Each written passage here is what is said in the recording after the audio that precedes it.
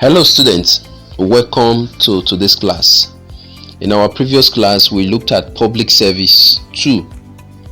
In this lesson, we're going to be looking at civil society. By the end of this lesson, you will be able to explain the meaning of civil society and also be able to talk about some of the functions of civil society organization.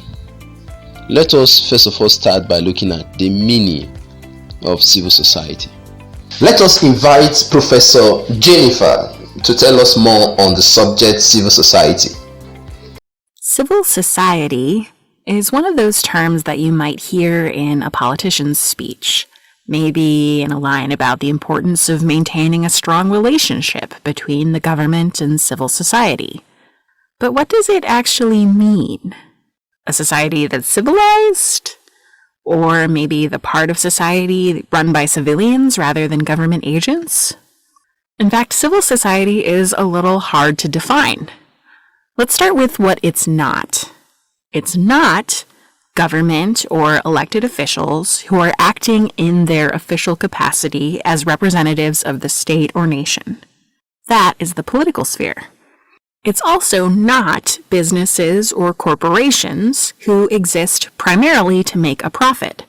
That's the economic sphere.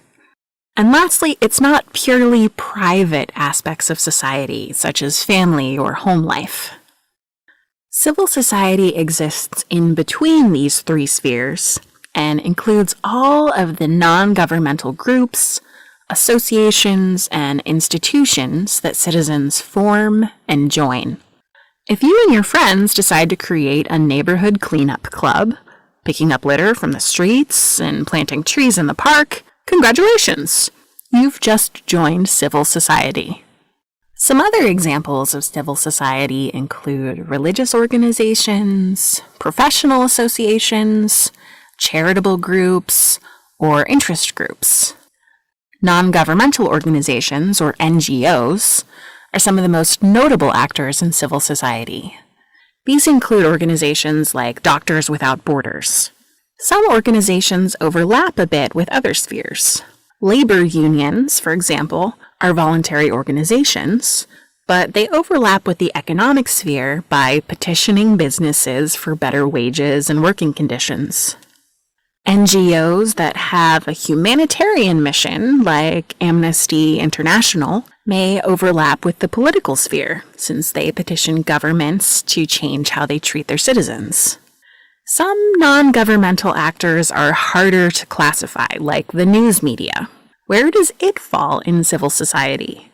It usually has some goal of making money, but it also helps inform citizens about the workings of government and helps hold politicians accountable to the public. So the media plays a central role in civil society.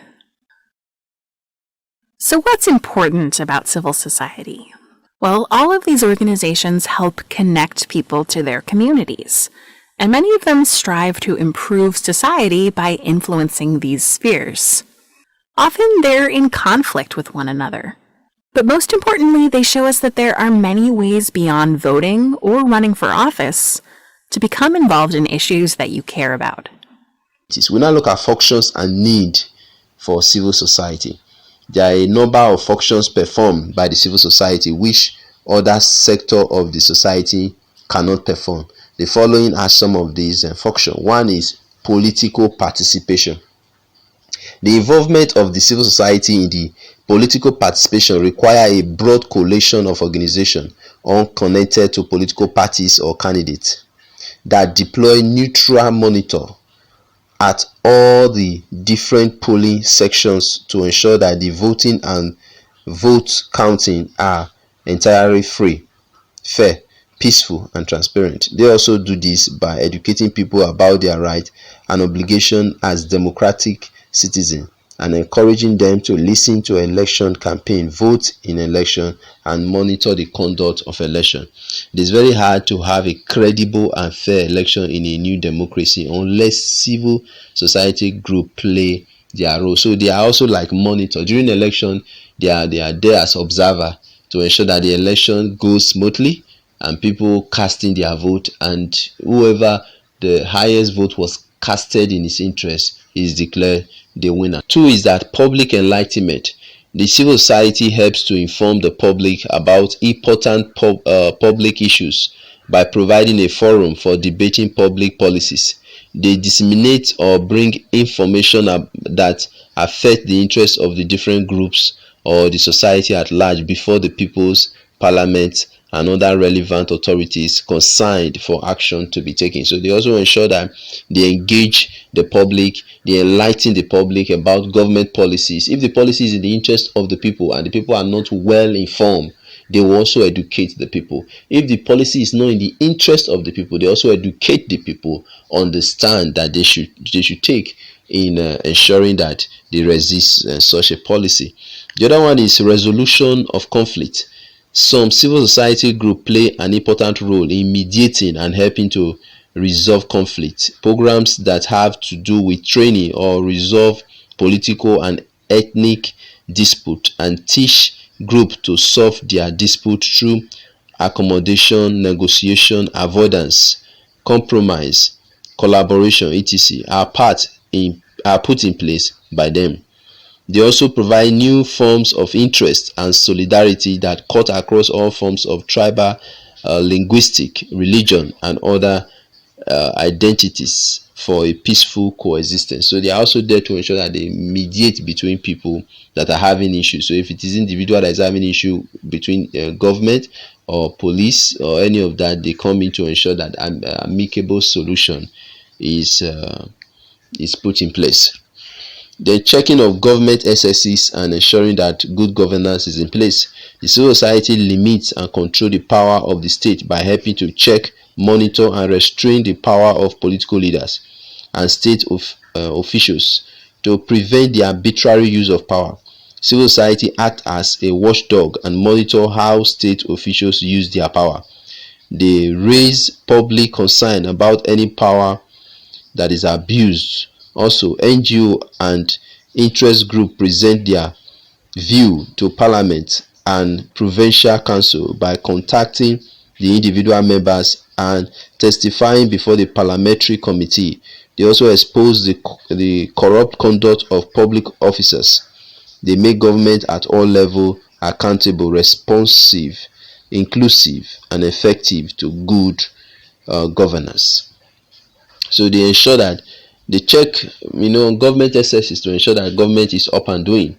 The provision of training and teaching program. The civil society provide a training ground for future political leaders. They help to identify and train new members of leaders, new types of leaders who have dealt with important public issues and can be recruited to run for political offices at all levels.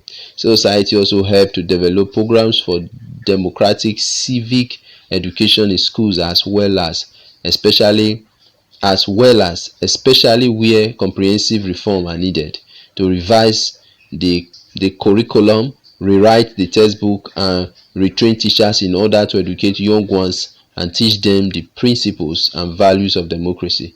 This is too important a task to leave only to officials in the education ministry. Civil society organizations are involved as a constructive partner, advocate for democracy and human rights training. So they also involve in training to ensure that people understand their right. They train leaders to also be ready for political power or positions. Lobbying. Civil society is an arena for the expression of diverse interests, and one role for civil society organization is to lobby for the need and concern of their member as women, students, farmers, environmentalists, trade unions, lawyers, doctors, and so on.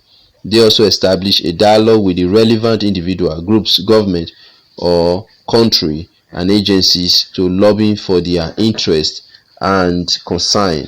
It is not only the resourceful and well organized who can have their voices heard. Over time, groups that have historically been oppressed and confined to the margin of society can organize to assert their rights and defend their interests as well. So this is another function. Then strengthening the democratic process. Civil society organization helps to build and strengthen the democratic process by they help to provide new forms of interest and solidarity that can cut across old and all forms of tribal, linguistic, religion, and other identity ties. Democracy cannot be stable if people only associate with others of the same religion or identity.